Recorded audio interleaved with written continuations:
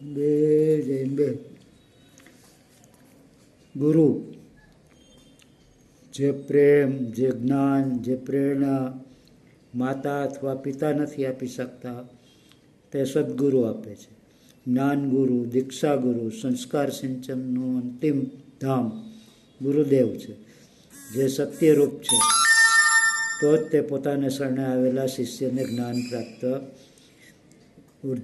ઉર્ધ્વગમન કરાવશે.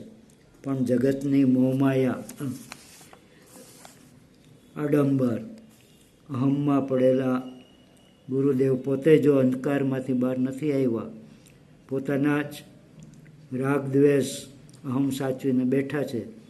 શિષ્યના રાગ દ્વેષ કેમ અહમને કેમ તોડશે? શબ્દોની મીઠી મજાળ ફેલાવી, મંત્ર તંત્ર જ્ઞાનની વાતોથી ખોટું આચરણ ના ફેલાવશો, એને તોડો. જગતમાં જગદંબાએ તમને રાગ દ્વેષ અજ્ઞાન અહમને તોડવા મોકલ્યા.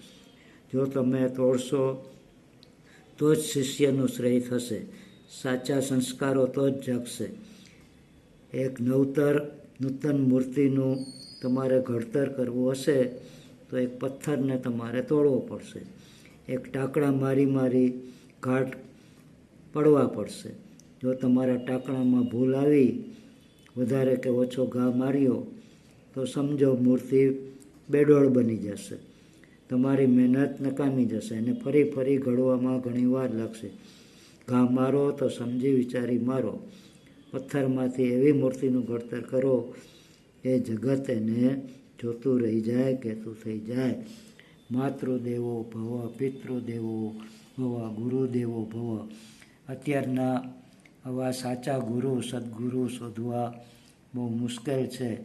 એટલે આંધળુકિયા ખાલી ભગવા જોઈ અને દોડતા નહીં, ચરણ કમર પકડતા નહીં, એનો વર્તન જોવો.